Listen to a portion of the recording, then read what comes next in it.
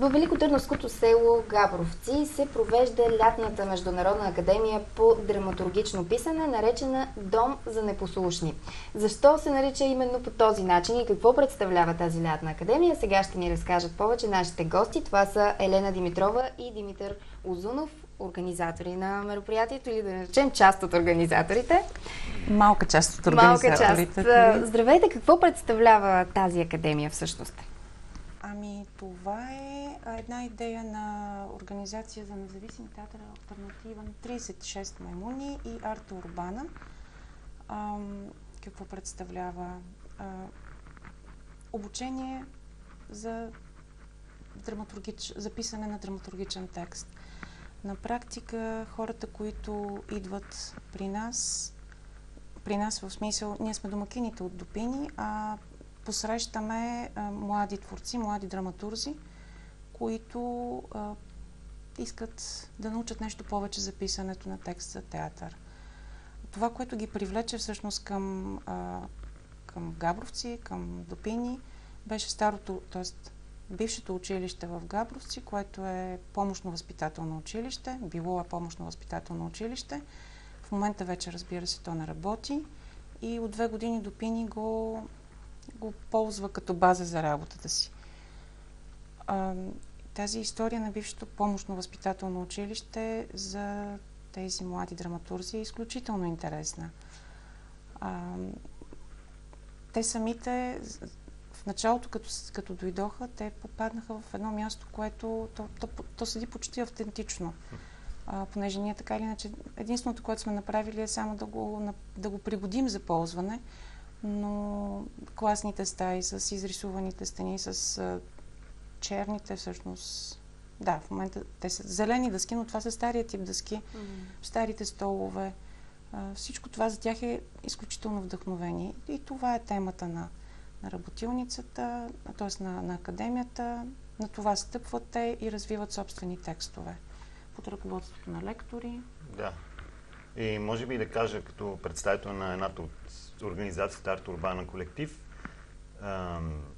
всъщност ние търсихме миналата година място, на което да го проведем, ние сме от София, да изнесеме малко културния живот извън София и така попаднахме на арт-група Допини, на базата в Габровци, хареса ни мястото и така развихме всъщност партньорство с Елена и с нейната организация. И какъв по-добър сюжет от Дома за непослушни? Да. А за нас пък това е изключително интересно, защото вие знаете, ние вече може би 15 години правим тези първо пленари в Допини, в Махалата, след това симпозиум за изкуство в природата в Габровци и някакси това разширяване с друг вид изкуство за нас беше изключително привлекателно, изключително атрактивно и всъщност също така вдъхновяващо. Как протича до този момент академията? Всъщност какъв е формата? Разбрахме, че има 7 лектори от чужбина и 25 участници, които слушат техните лекции и се учат. Как протича? Ние в момента бих казала, че все още се напасваме програми. Никак не е лесно, защото ние сме разположени в 3 локации. Всичко, което се отнася до ученето, се случва в Габровци. Участниците спът в Килифаревския манастир, лекторите спът на друго място в Габровци. Но това пък и за тях е страхотно интересно, защото и манастира също е много интересен, много забележителен. Как протича? Има 3 ателие. Тоест в момента първото ателие. Протича доста интензивно. В момента сутринта имаме ателието за писане на късометражно кино. Може би това, което беше интересно което е интересно за хората от Велико Търново, бяха вчера и онзи ден имаше открити лекции в пространство там на 2 много известни лектори. Единият беше Марсел Бугел, немец от Берлин, който изнесе лекция за работата си в сферата на танца. А вчера пък световно известната дъчанка Сигна Кьослер изнесе лекция за нейните, тя ги нарича перформанс инсталации, които са така доста популярни и доста известни в цяла Европа. Много се радваме, че те приеха нашата покана и дойдоха и изнесаха тези публични лекции. Тоест една четвърта локация се появява с тези, Да, всъщност, с лекциите, бар там. Да, и към момента много добре. Хората са много, много така въодушевени. И природата, разбира се, си върши своето. В момента е процес на опознаване. Имат много домашни, което ги натоварва участниците. Навсякъде може да видиш някой, който е седнал на компютъра си, пише съсредоточено и така развива някакви диалози или пише някакъв текст. Изключително приятно е. Млади хора, много свежи, много отворени към света. Някои от тях за първи път в България. Много страни. Да, може би да спомена. Имаме всъщност от тези 25 участника, да кажем грубо, половината са чужденци, половината българи, като така борихме ги, имаме хора от 10 различни държави. И това е всъщност предварителната селекция на участниците е също изключително много работа е свършена предварително. И да, всъщност от цяла Европа. Хора са кандидатирали за участие. Някои са... Голям ли беше интересът в началото? Всъщност как беше направена тази селекция на участниците? Пуснахме по различни канали европейски поканата за участие, български също, разбира се. И интересът беше очудващо за нас, очудващо голям. Хората се интересуваха от какво е това, какво ще е това писане за драматургични текстове, което се случва в Бишо Епево, в българско село. Имахме кандидатури от буквално цял свят, от Азия, от Америка, от Африка и от, може би, грубо да кажем, стотина кандидатури, от които ние селекционирахме 25. За пръв път ли се прави такъв тип академия или е позната като формат и в други държави, да речем, от Европа? В други държави? В други държави, да, има... Не може да кажем, че изобретяваме това нещо, но в този ние просто го пригодихме за нашите условия и естествено го модифицирахме и доразвихме идеята, така че да се включи в контекста, в българския контекст. И конкретно в контекста тук в Габровци и Велико Търново. Аз мисля, че дори и в България са се правили подобни формати. Това е, може би, малко по-мащабно. Да. Наистина, всъщност, проектът е доста мащабен. 36 маймуни. А Силвия, всъщност, тя е от 36 маймуни? Не, Силвия всъщност тя работи тя работи в Берлин, в студио Я, към Максим Горки театър. Може би да кажем две думи за организаторите. Значи, Силвия Петрова, за която стана дума, тя работи в Берлин. Българската ми организация е Арт Урбана колектив, но също аз дълги години живях и работих във Франция, продължавам да работя там. И всъщност 36 маймуни са Гергана Димитрова, те са пък, да кажем, софийския партньор на това събитие. Софийския партньор, който също е така с много добри контакти в Европа, в театрални среди, с много добри прояви, изяви. В това сме сигурни, щом след като толкова много кандидатури за участие е имало. Какви хора са тези, които участват, които са дошли да слушат? Споменахте млади хора, доста така насочени към изкуството. Най-различни. Има от всичко. Имаме биоложка. Да. Стандартното е, разбира се, човек, който... млади писатели. Но има с много различни професии, сценографии, има... Хореографка. Да. Хора, които са изкушени от писането. Всъщност това е, което ги свързва. Иначе, като занимания, цяла палитра, много богата. Но изкушени от писането. А лекторите? Кои са? Лекторите? Лекторите ние така се радваме, че успяхме да привлечем наистина имена на европейско, ако не световно ниво. Споменахме вече за Марсел Бугиел и Сигна Кьослер. Също така лектор беше, първата лекция, която направихме, беше в София. беше с Горан Стефановски. Той е световно известен македонски драматург, който работи и преподава в Англия. Имаме също така в четвъртък също още една публична лекция, отворена за всички. Тя е с Албена Димитрова, българка, която от 25 години близо живее във Франция. Там работи, пише за театър, за танц. Нейната лекция ще е всъщност интересно, че нейната лекция ще е в локацията в бившото ТВО в Габровци. Така че който желая, има интерес да види какво правим, може да заповяда от 5 часа, т.е. утре от 5 часа в сградата на бившото ПВО в Габровци. Лекцията е на английски, само да кажем. Да, лекцията е на английски. Имаме също така в момента ателието по писане на сценарии за късометражно кино се води от Жером Нунес от Франция, като интересно е, че му асистира една българка, Мариана Събева, която дълги години е живяла в Щатите и всъщност се оказа, че те се познават с Жером, са работили заедно и успяхме да ги съберем в екип.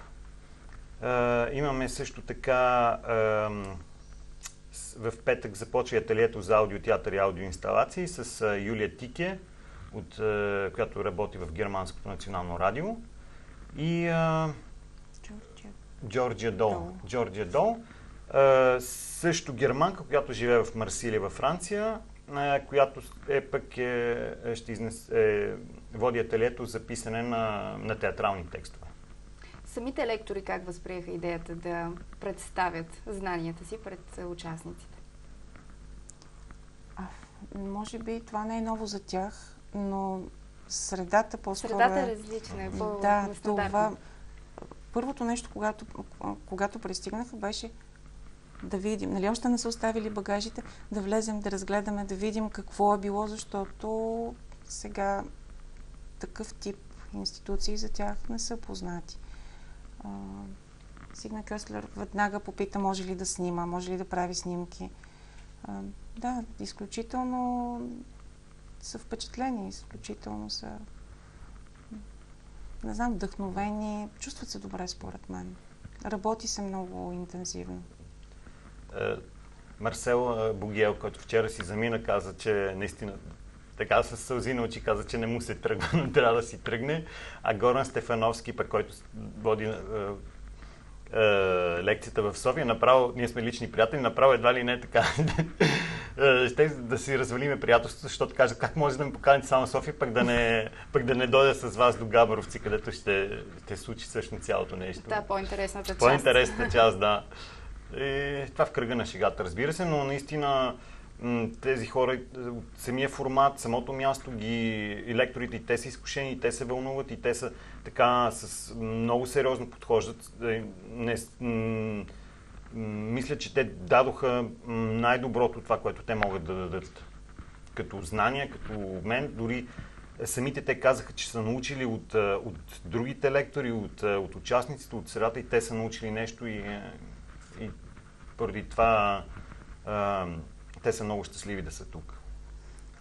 За нас Допини пък това е някакси доста сериозно предизвикателство, защото ние досега сме правили малко по-друг тип събития, малко по-друг тип, по-друг формат.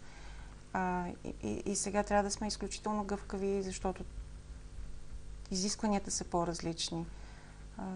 Да бъдем, ние все пак сме отделени от града, нали? Това не е никак маловажно, но тук нещо се окаже, че се налага да се направи веднага, защото това, което ние сме мислили, че ще работи, не проработва.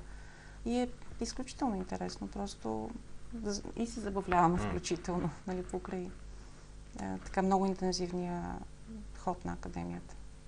Между другото, когато Румен Димитров беше тук на гости във връзка с арт-инсталациите на Допини, които също бяха в Габровци, тогава и него го попитах, имат ли нужда творците от по-различна среда за вдъхновение? И въобще всички тези хора, в случая и участниците, които са замесени с изкуство, как им действа това по-ексцентрично място? Може би трябва тях да питаме. Сега това, което ние наблюдаваме, аз мисля, че комбинацията е изключително добра. В случая имаме театър, имаме история на училището. А между другото, тук да вмъкна, че ние успяхме да привлечем един от бившите учители, възпитатели в селото, да разкаже за училището или случки, от които той си спомня така конкретни с примери. Извадихме досиета, архив, който беше зарязан в Габровци. Извадихме, за да могат те някакси да влязат в детайл, да се поставят в роля, не знам, за да могат да се вдъхновят, разбира се, от всичко това. Те буквално са имали и декора. Имат всичко. Да, имат всичко, само трябва да впрегнат творческата си сила, енергия, за да произведат накрая продукта.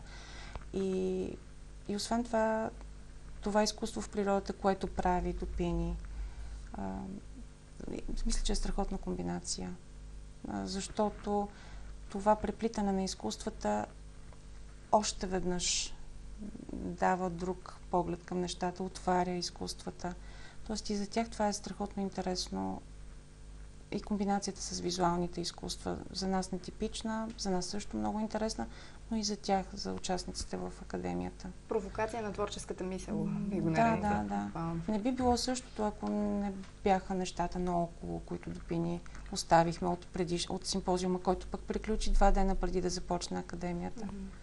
Така мисля, че е много добра комбинация това смесване на изкуства, разширяване на кръгозора на единия вид творци, на другия вид творци. Това ми се работи. Да видим докъде ще го докараме. Ние на практика сме в началото все още. Каква по-добра почва за размисъл може да даде живия живот, както се казва, и това, което ни е останало като наследство от едни други времена, което пък сега е много удачно за размисъл. Да, то е податливо, то е база. Как хората в селото възприемат? Казахте, че сте поканили бивш учител. Как те виждат такива прояви? Аз мисля, че хората в селото, ние винаги сме се старали да бъдем от една страна обогатяващи, от една страна допълващи селото, от друга страна не натрапчиви. Не искаме да променяме твърде ежедневието им или някакси да не ни усещат като натрапници. Мисля, че го възприемат много добре. Те така или иначе са свикнали вече с нас. Някакси отново нещо се случва. Мисля, че Габровци вече е едно арт-село. Да, и може би ще става все повече. Да видим. Кои са жанровете, които са включени всъщност и защо решихте да ги съчетаете именно тях по този начин? Драматургия, писане на сценарии и казахме вече работилниците. Кино, театър, аудиотеатър. Има дори и танци. Да, едната лекция е свързана с хореография. Защо тези жанрове? Просто имахме идеята да видим дали има пресечни точки в писането за различните сценични и аудиовизуални изкуства. И това ние се радваме, че в България всъщност това е, да кажем, въпрос, който си поставят хора от цял свят, които се занимават с тези изкуства. И ние се радваме, че в България всъщност имаме възможност да срещнем тези гледни точки и България да е място, където се обменят идеи, най-съвременни идеи за писането на различни текстове за сценични аудиовизуални изкуства. И всеки от участниците си избира в коя работилница да участват. Това не са задължителни писти, по които вървят. Те някои комбинират, някои са за всички, някои са за една, две. Просто по интереси, който както. Генерират ли се вече идеи? Участниците, освен че са затрупани с домашни, какви са първите отзиви от срещите им с лекторите, между тях самите? Би трябвало да се генерират. Да. Доста. Те вече днес е трети ден от ателието за писане на сценарии и вчера вече имаше готови, кажем, чернови на работи, дори те между тях си ги играха тези сцени, така че върви на 4-та скорост или на 5-та скорост, да го кажем. Цари въодушевление вече. Това е много фин труд, защото ти представяш работата си, тя трябва да бъде обсъдена от Да. колегите. От една страна, нали, ти си чувствителен към техните реакции, от друга искаш да се получиш от реакциите им. Лектора трябва да бъде също много внимателен. Трудно ли се работи с творци, понеже споменавате, че са чувствителни така към мнението? Това са едни драматурзи, доста по-фини хора, по-различни. На мен ми прави впечатление, понеже до сега, нали, основно с визуални артисти, просто всеки жанр, всяко направление си има собствена чувствителност, а за мен е много интересно да наблюдавам и двата типа творци. Не се работи трудно как. Работи се прекрасно. Ние мисля, че сме им създали възможно най-добрите условия за работа, така че мисля, че те са просто тук, за да работят и да правят това, което ги интересува. Изключително отворени, свежи, усмихнати хора. Как може да се работи трудно? Работи се прекрасно. Смятате ли, че една такава лятна академия може да стане традиция в Габровци? Честно казвам, не сме мислили. Не сме мислили, просто в момента сме концентрирани наистина върху, тъй като ние за пръв път е един вид експеримент или нещо, което ние самите не сме правили друг път, затова в момента сме концентрирани върху тази годишното издание, пък според успеха и според резултатите, които ще се получат в края на тази академия, ще зависи може би и бъдещето. Да, нека видим как ще се получи и тогава ще мислим за нататък. Може би да кажем и как завършва всъщност на 5 август. Всъщност, това също може би заинтересува вашите зрители. На 5 август, в петък, в сградата на бившото ПВУ в Габровци, от 7 часа ще има представяне на резултатите от академията и всъщност закриването ще завърши с концертна група Котарашки, който е безплатен и отворен за всички. Представянето на резултатите пак ще бъде на английски. Това го казваме само за да не хората, да имат очакване. Да нямат така очакване, че ще бъде на български, за да няма разочарование, просто да са подготвени. Аз съм убедена, че интереса вече сме го вдигнали до известна степен. Хората най-малко ще дойдат просто за да видят кое е това училище, какво се случва в това село. Постоянно има някакви прояви, така че... Добре са дошли. Аз мисля, че те знаят пътя към Габровци. Това не се случва за първи път. Се надяваме да им доставим удоволствие.